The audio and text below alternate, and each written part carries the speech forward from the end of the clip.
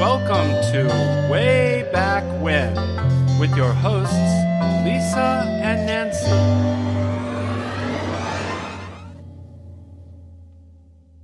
Glynn Burrows, family history expert and owner of Norfolk Tours in England, is back on Big Glen Radio's Way Back When history show today to tell us all about the historic buildings and gardens of Sandringham.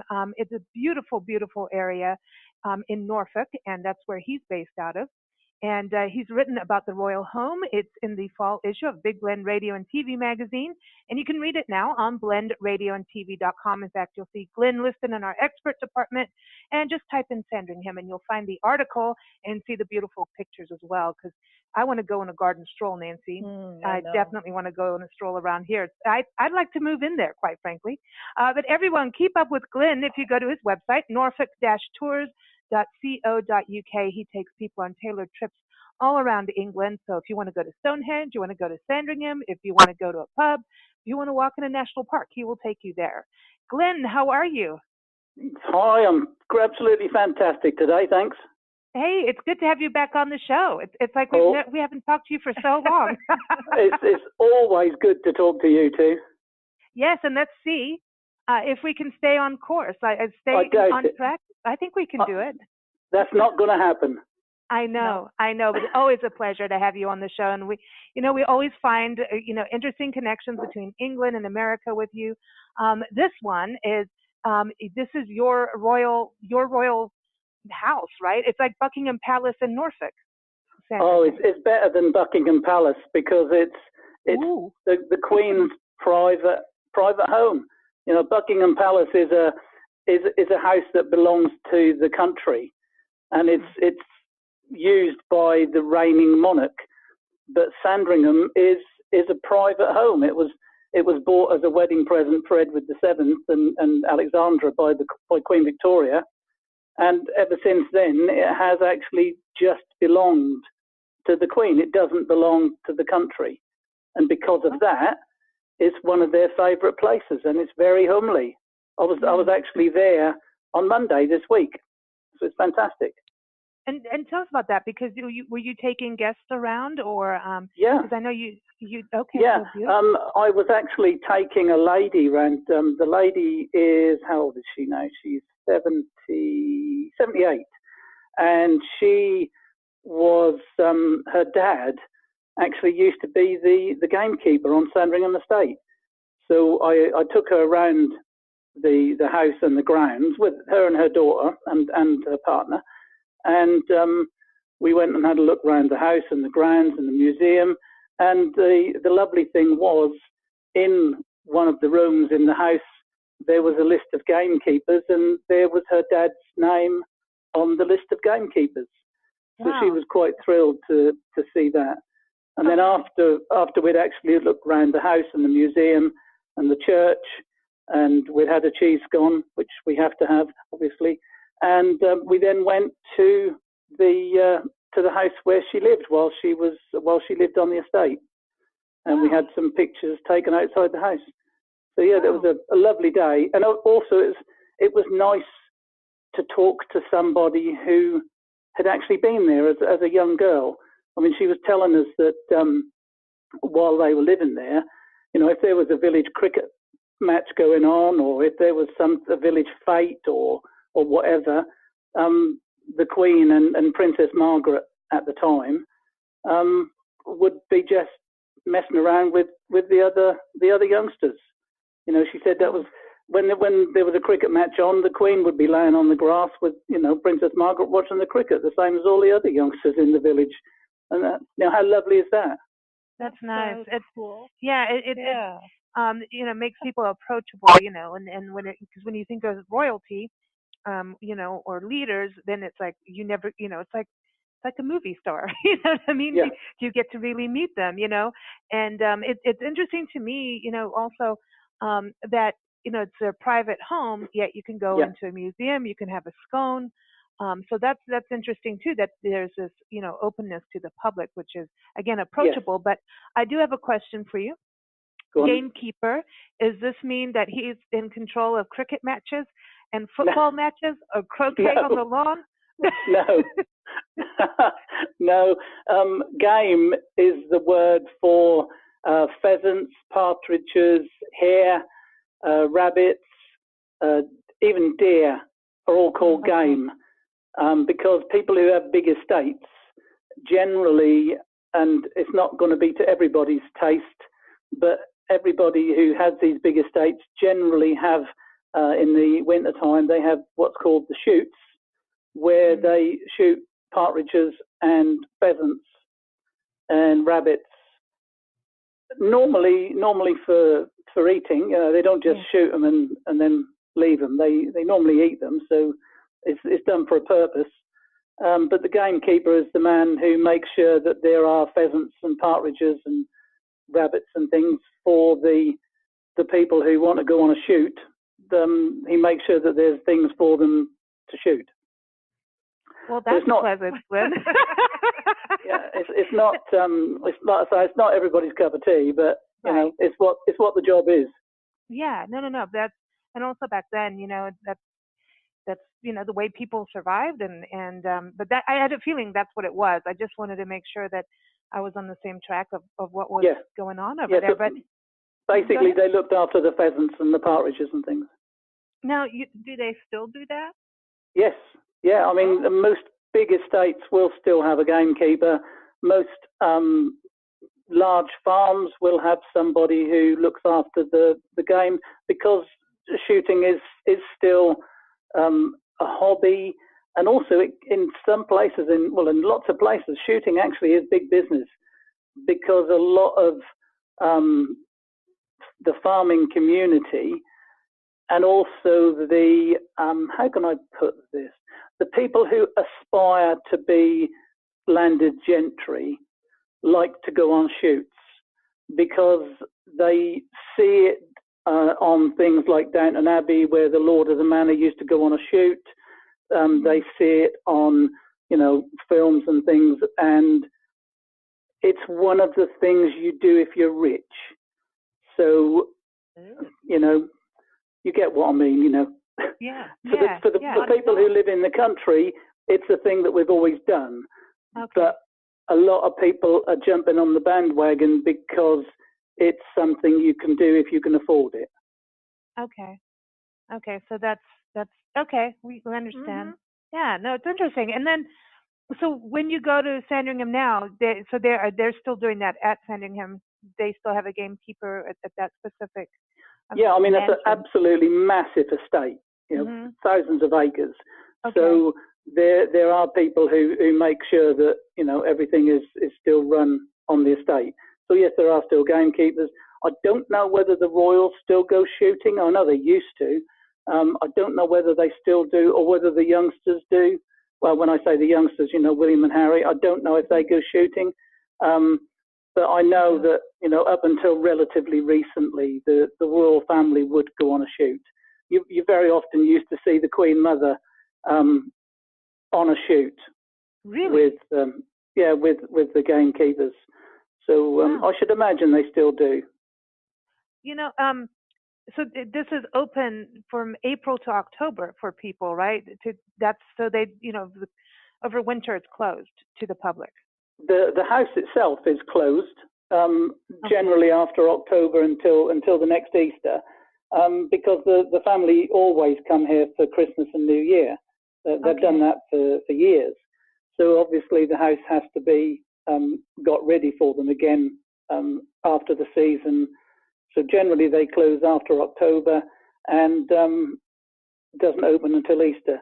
So the house itself is closed, but the church is still available because it's a parish church, and also all the grounds, not the actual grounds where the house is, but the acres and acres and acres of woodland and the shop and cafe, they're open all throughout the year. So we can go there anytime we like and walk around the woods, and that's free.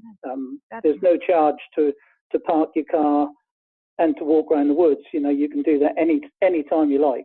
It's freely open, which is fantastic, especially for us locals. When our two children were small, we used to put their their little kiddie bikes in the back of the car. On a Sunday afternoon, we used to go down there, take a picnic and a football, and then we'd go for a walk and the children would be on their bikes, and then we'd have a picnic or kick a football about or have an ice cream or, you know. Mr. Whippy.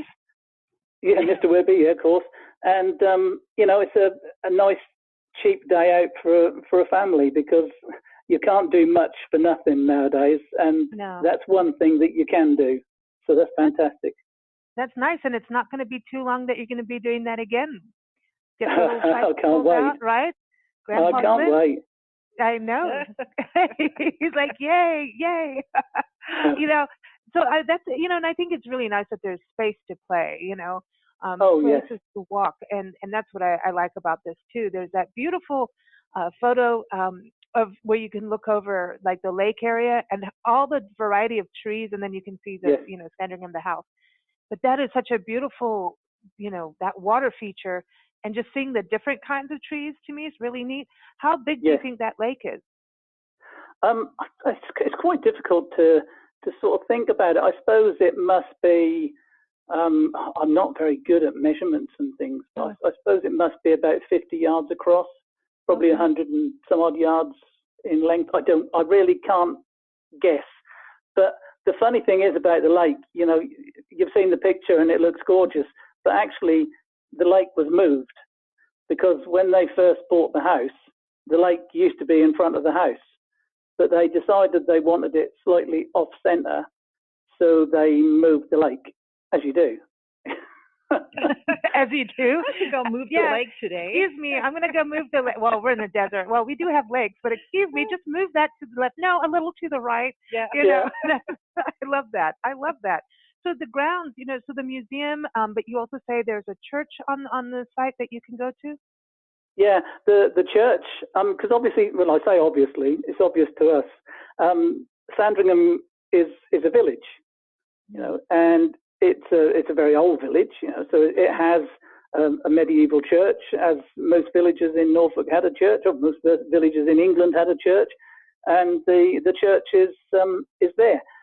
The difference with Sandringham Church, as opposed to most churches in Norfolk, is there is a fantastic solid silver altar. There's a fantastic solid silver pulpit with silver equipment, you know, what they use during the service. There are more memorials to the royal family, obviously, and you know, it's a lot more than a normal parish church, and it's been renovated quite a lot since the royal family have been there. But the church is used as a church. You know, if you live in the village and you want to get married in the church, you get married in the church. You know, if you die and you're a parishioner, then you can get buried in the churchyard. You know, if you've got a child, then you can get christened.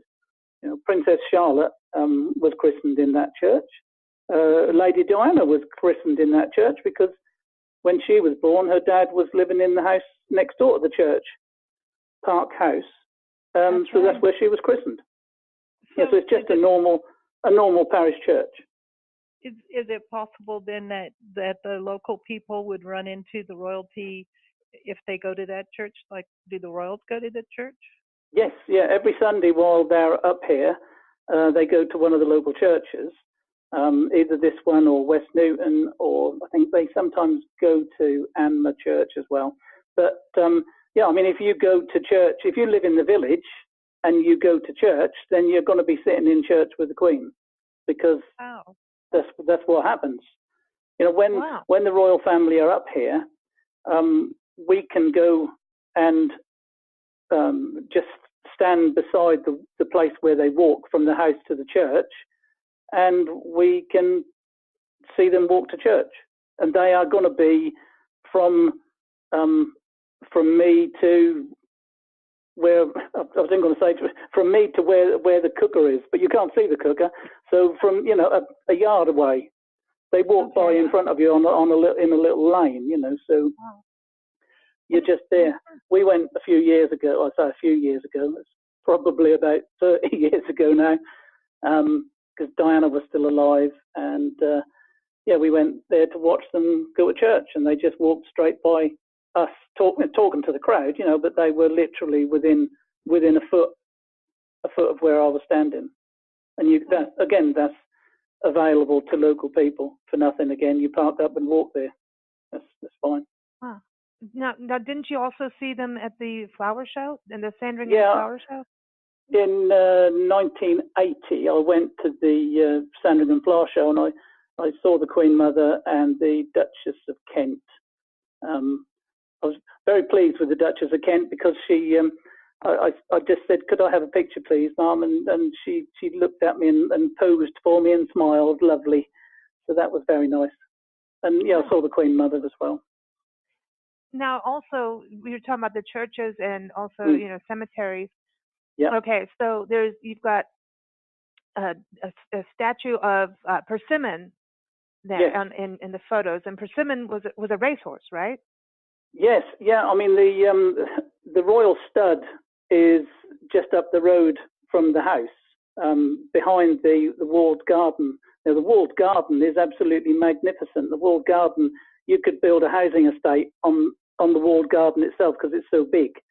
And then behind that is the stud, and in front of the stud is a fantastic statue of Persimmon, which was Edward VII's favourite racehorse, because the royal family have always been into racing, and so we've got a lovely picture of Persimmon in front of the stables. And the Queen recently had one of her racehorses made into a statue. The horse wasn't made into a statue, obviously, but there was a statue made of one of her racehorses, and that actually stands right near the house. And that's only just been commissioned, and that's another beautiful statue of a horse. So when we come to England, I can ask Yep. you, Glynn, as part of our trip, because you tailor trips for everyone, I can say, Glynn, I would like you to find me a royal stud on my English holiday. Yes, yeah, I can do that for you. I can find you a royal stud. Yes. In fact, there's two royal studs. There's another one in Wolverton, but the main one is actually at Sandringham. And the interesting thing I'll just give you a little aside, a little bit of information. The Queen and her racehorses is one of the subjects of her table mats. Now, I know it sounds really silly, but the Queen has, obviously at Christmas time, people have to give presents, and they don't give very big presents to the royal family because, you know, what do you buy somebody like the Queen? But actually her staff, I think it's the master of the stud, he normally buys her a new table mat with a picture of her winning racehorses of that year.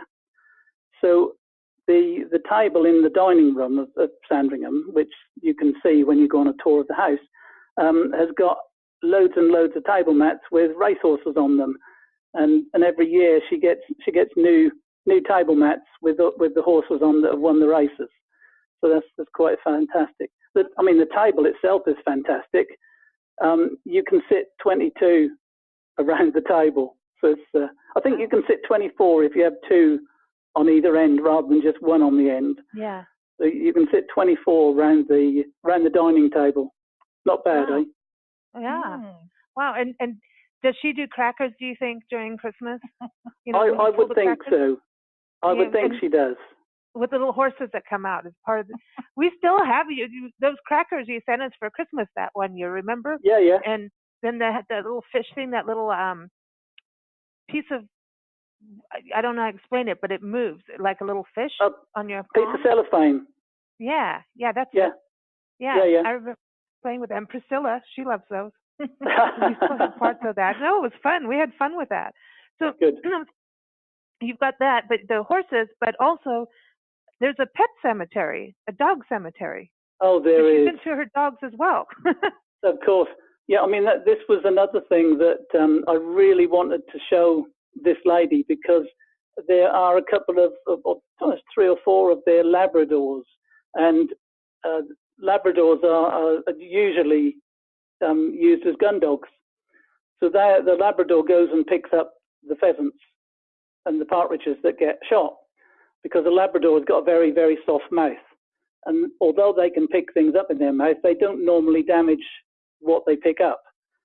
So I wanted to show this lady these Labrador tombstones, because obviously her dad would have had something to do with the Labradors, because obviously he was the gamekeeper, and gamekeepers also use Labradors because they have to train them for the pheasant shoots.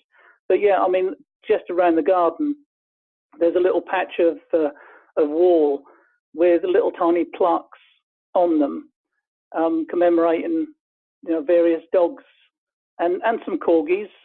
There's definitely a spaniel, because a spaniel is another gun dog that they use quite a lot, because again, a spaniel has got a soft mouth, so they don't damage the birds. And there's definitely a spaniel, and there's definitely some Labradors, and there's definitely a couple of corgis. So and actually the nice thing about it is where the pet cemetery is. It's the most beautiful view of the house, and I wonder whether it was done so as the dogs have a lovely view of the house. Yeah, I know, because they're kind of like the watchdogs, the watchdogs. And I love the corgis. I love corgis. And I remember seeing a lot of corgis when we were in England. Mm-hmm. But what about English bulldogs? Do you see them a lot? Well, you do, but a lot of the bulldogs now have been bred so intensely that the actual breed is now getting to be to have a very uncomfortable life, because if you look at a bulldog, its face is all squashed. Yeah. And by being interbred and making their face even more squashed, a lot of bulldogs have a lot of problem breathing, because their face is so contorted. So you don't see as many bulldogs as you used to, because of the difficulty of the breed itself.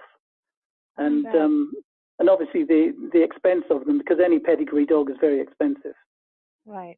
Well, that's sad, when you think about it. But it is a shame when people breed animals to conform to what they want rather than what the actual breed is.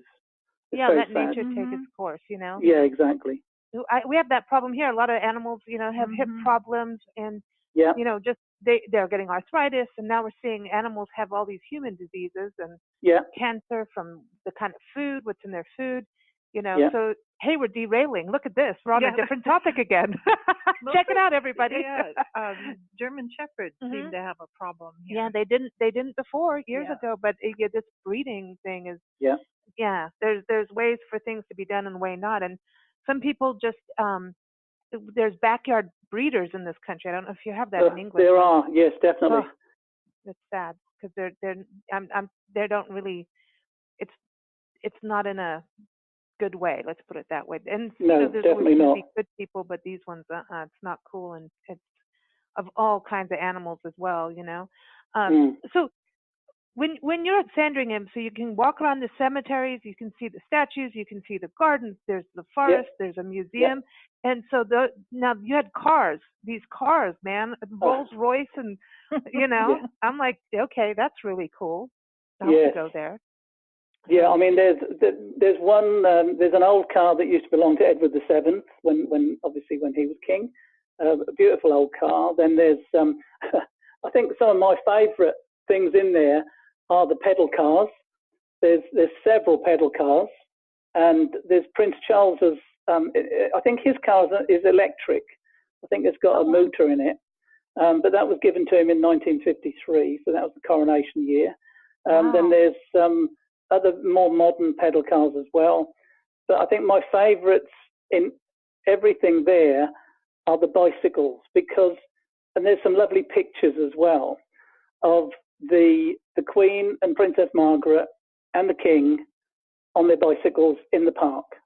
And I think that's lovely. And I love the thought that the King of England used to bike around on his bike. Now that's, for me, it just proves that they might well be royalty, they might be some of the richest people in the world or whatever, but actually they just like going on a bike ride. Now, that's lovely. You know, they like the simple things in life. They have that little bell, ding, ding, I ding, know, ding. Yeah. the little ding ding Yeah. bells, you know. I love the bells, you know. I don't know if I can, they say you can get back on a bike, you know, but Yes. it's been a long time since I've been on a bicycle. Yeah, you never forget. Yeah, we'll find out. I'll let you know, Glynn, if I try it again sometime. I'll let you know what happens there. You said also in your article that so many people through the years, I mean, because what was the year that it was actually built? It's like over 150 years old? Well, the house was actually bought in 1862 for Prince Edward and Alexandra as a wedding present. They moved in very soon afterwards, but then they realised that it wasn't big enough for them. It was quite a big house, but it obviously weren't big enough. So they had most of the house demolished and a new one built in its place. And that was finished by about 1870. So that is, you know, coming up to 150 years old. And it's a magnificent house, but and that sounds really silly, it's a magnificent big house, but it's still livable in, if you can understand. I can go around some of these really big stately houses and I just can't imagine living in them because they're just too big and too false, if you know what I'm sort of trying to say. They're not comfortable. Sandringham is so comfortable. I could live in it tomorrow. You know, it is. The rooms are not too big. The furniture is all normal. You know, comfortable furniture. Some of the rooms, you know, you can just think, yeah, I'd love to just sit in here, have a cup of tea, and look out the window. You know, just lovely. And the Queen actually decided that the house was a little bit too big a few years ago, because there used to be 365 rooms in the house. Oh my gosh! Yeah, and she decided that she'd do away with some of the rooms, you know, some of the outlying rooms, not the actual main house. But you can understand that in the days when it was built, there would have been a lot of servants. So obviously they don't need a lot of the servant accommodation. But you just go to a different room every day of the year. I mean, exactly. Yeah, but so this, I mean, it's like a hotel, like a big hotel. It would make a fantastic hotel. It really would. A nice resort, the Royal Resort. You know. Yeah, can you imagine? Do they have? It's not going to happen. All right, it's not going to happen. No, he's like no, because it keeps the heritage. You know. Do they have a swimming pool? I've never seen it, but I don't know. I wouldn't be surprised. Yeah, if it's like a, you know, probably an indoor one or something like that. I would think if they've got one, it would be. I don't know. I don't know. So do people come, like when they're there during the holiday season and Christmas and New Year's, do people come and visit them? Yes, of course. Yes, family. It's, you know, the same as you. You know, if you've got, you know, you're home for Christmas, you have Auntie Mary come to see you or whatever, don't you? You know, so yes, they have guests. Meghan was there for Christmas last year, you know, because obviously she was Harry's guest. Yeah. So they do have people. They don't normally have dignitaries like, you know, prime ministers or visiting foreign people, but they have family and friends. Okay. So it is a very private house. You know, it is, as I say, it is actually their private house. It doesn't belong to the country.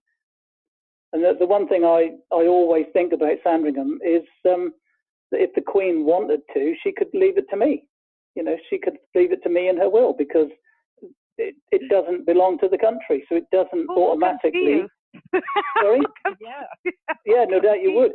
But you know, it doesn't go with the crown. You know, Buckingham Palace, Windsor Castle, they go with the crown. So wherever the crown goes, that belongs to the crown. But when Edward VIII abdicated, you know, in 1936, I mean, George VI actually had to buy Sandringham from his brother, because even though he became king, he Edward VIII still owned Sandringham because it didn't go with the crown. Wow. So it's a private house. Okay.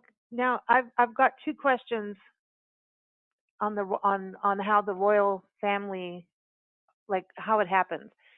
So Right. Lady Diana she's the Princess of Wales. Yes. Okay, so why is she the Princess of Wales? I mean, shouldn't it be England? I mean, I'm confused on that. No.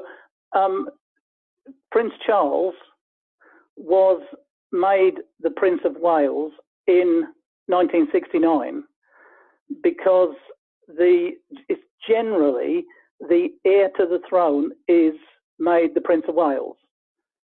When George V was king, King Edward VIII, Edward, who later became King Edward VIII, was the Prince of Wales.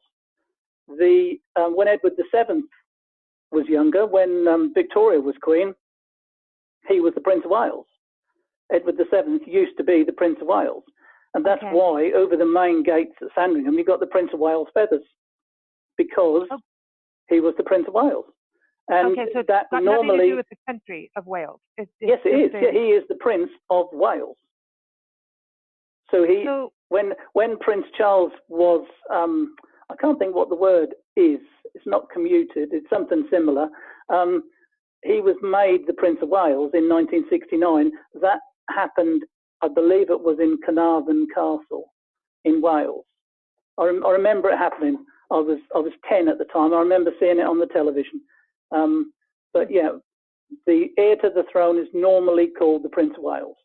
Okay, so the royal family is the royal family of all of the British Isles? Yes. Okay, that makes sense now. Okay, sorry. I know Nancy's looking at me like, duh. But I didn't. But I It's the United Kingdom. I know. I've gone like somehow I lost some of my brain cells somewhere on this. I don't know what happened. I need to get them back in there. So now Prince Charles is now he's going to take the seat of the throne, right? He's next in line to be king. He's next in line. Yes. Okay. So now I get it. I just didn't realize. Okay, so when you look, I know you're going to Canada next, right? That's your next adventure. Can't wait. So Canada, they still are connected to the royal family because I remember Australia is like that too, where they look at there's like this royal family connection. Remember South Africa had it a little bit and Kenya a little bit, but I always remember Canada and Australia, like they still. It was even. I think the Queen was on their money, even, or something like that. Yes, the royal family. I mean, Canada, Australia, New Zealand, Tasmania, a lot of the countries, all used to be part of the Commonwealth. I don't know now which ones still are. I lose track of it because they keep changing. But I know that the Canadians and the Australians and New Zealanders, they are still very close to the royal family, and I don't think the Queen is their head of state, but they still have a very close relationship with her. Yeah, it's tough. I remember Princess Diana going to, it was one of the countries, it was either Australia or Canada, and they took her around in this carriage, like for a princess, you know what I mean? Yes. They took her around in a carriage, and I was like, look at that, that's amazing, So you don't that connection. That's what I was saying. I just remember that as a kid when she went over to one of those countries and got to go on a carriage ride. I was like, well, that's got to be fun if you're a princess. Yeah. I mean, the royal family often go to Australia, New Zealand, and Canada. I mean, I think Harry was in Canada not long back. Okay. Okay. Well, he was just making sure that the red carpet was rolled out for you, Glynn. Probably. Yeah. Well, I think didn't Meghan live in Toronto for a time? I think. I'm not sure. I didn't really know much about her until she. No, I didn't. I'm terrible about movie stars and all of that now. It's I don't know who's who anymore. I'm getting there. I'm trying, but I don't know. Yeah. I know comedians more than I know actors. Isn't that right, Nancy? Like the current run of I don't know. We're just kind of out of it on that, I suppose. I know musicians. That I'll know. But then I realized that she had a familiar face to me. So I realized that. Now, the other part, what about India? Does the royal Yes. family, they're still connected to India too, right? Well, we're not the empress, or the Queen isn't the empress of India anymore. I mean, George VI was the emperor of India up until I think it was 1948 when they got their independence, or whatever it was called. I mean, when I was at primary school, it seemed that most of the map of the world was pink, because the pink countries used to be English, or Great British countries.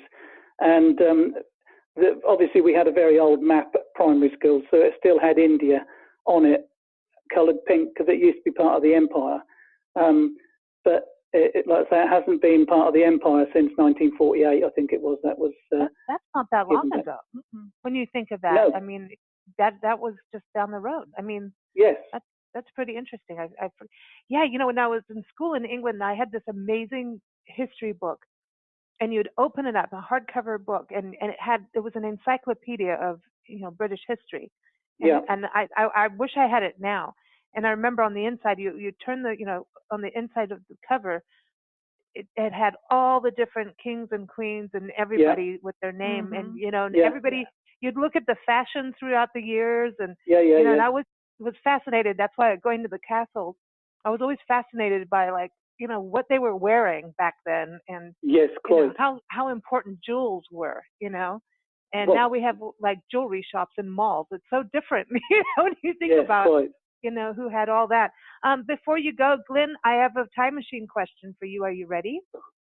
Probably. Uh-oh. Well, okay. So now we're talking about Sandringham. I'm getting us back on course. Okay. You're in Sandringham, and I want to know what year you want to get out of the time machine at Sandringham, and who do you want to meet in that year? Ooh. You can go forward. Very difficult. That's really difficult. I think, actually, I would like to go back to 1862 and meet Edward VII and Alexandra when they have a look round the house, because I would then see the old house, and I would see the lake before they moved it, and I'd just like to see what the old house was like, and have a chat with Edward and Alexandra when they were first married, because I think that would be interesting. That would be. Have some tea with a scone, right? See if they're going to the house, if they're going, oh, this is nicer than I thought, or they're like, really? Or they go through, I don't know if you have that TV show in England, we have House Hunters here, and you go through and you're like, no, we want granite countertops. No, we want this. We want change the paint color, do all those things, Oh, I love it. Glynn, thank you for joining us as always. Such a good time chatting with you and learning more history and the connections of England around the world, not just here, obviously. And we wish you a wonderful time in Canada. We can't wait for when you get back and give us a report on your family history, your connections over to Halifax. Everyone, again, Glynn's article is up on blendradioandtv.com. You can see him in our expert department and a list of his articles and links to them there and past interviews.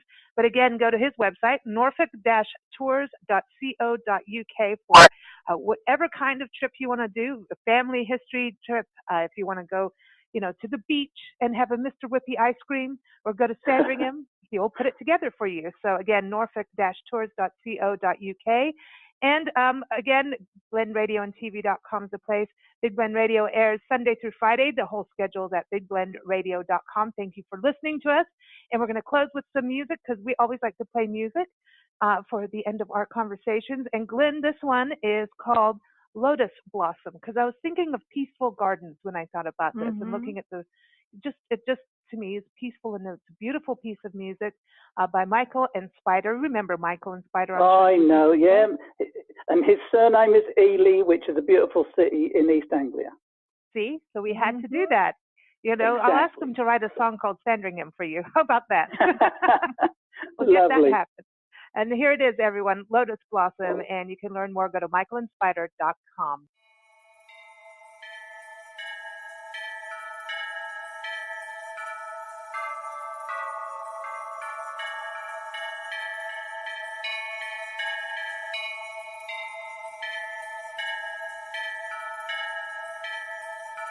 Yeah.